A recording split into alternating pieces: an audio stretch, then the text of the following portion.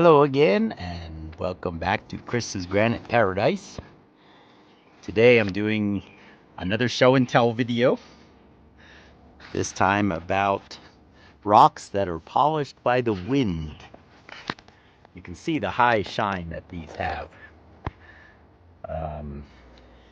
You would think that it's artificial, but it's not. These are real. And they're from a particular spot in the Shirley Basin of Wyoming, which is like south, what would it be, south central Wyoming. And it's on a very small area, kind of in a saddle between two hills.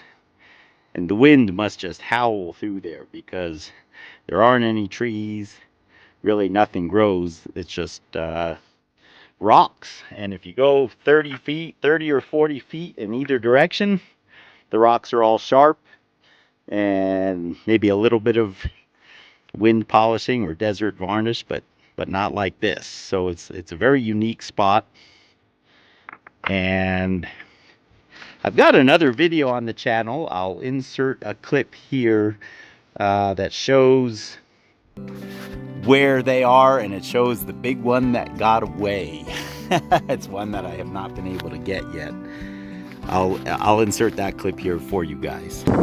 This side is really cool. I put my glove there so you can kind of see how big it is. Gives you an idea for my hand.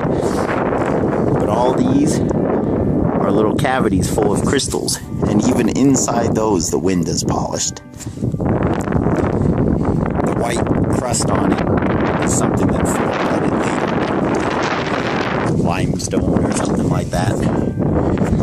But the darker areas, you could scrape this white stuff off and it's polished underneath.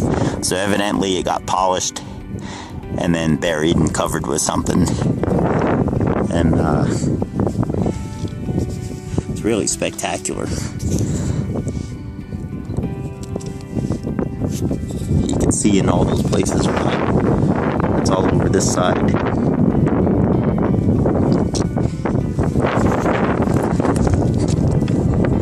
Anyway, there it is. My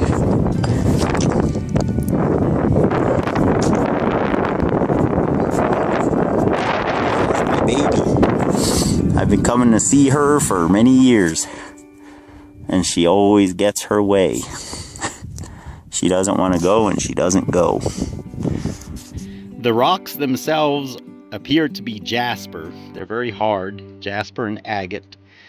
And what's cool about how the wind polishes compared to how we polish is the wind can get into all the little crevices. And I don't know if you guys noticed in the video clip I inserted from the earlier video, that large rock is full of the druzy quartz cavities, and yet all the cavities are polished inside.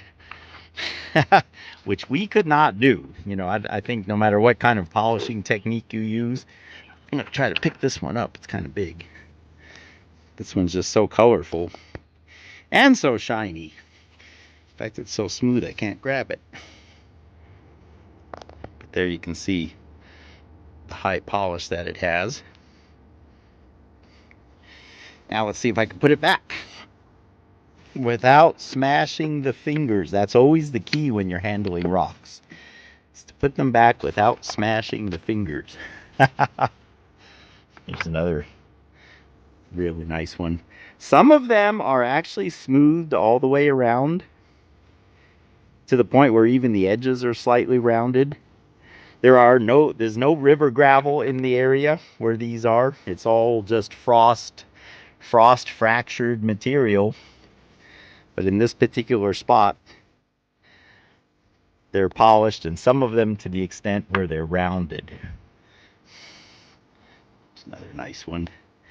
You can see most of them have portions that are broken, and that's because of the frost. The frost in that area, of course, it's 40 below zero easily at times during the winter, and then every time the sun shines on the rock, you know, it warms it up, and then it freezes again. So the freeze thaw is really, really intense in that, as we say, in that neck of the woods, except there aren't any trees. Here's another one where you can see it's polished inside the cavities.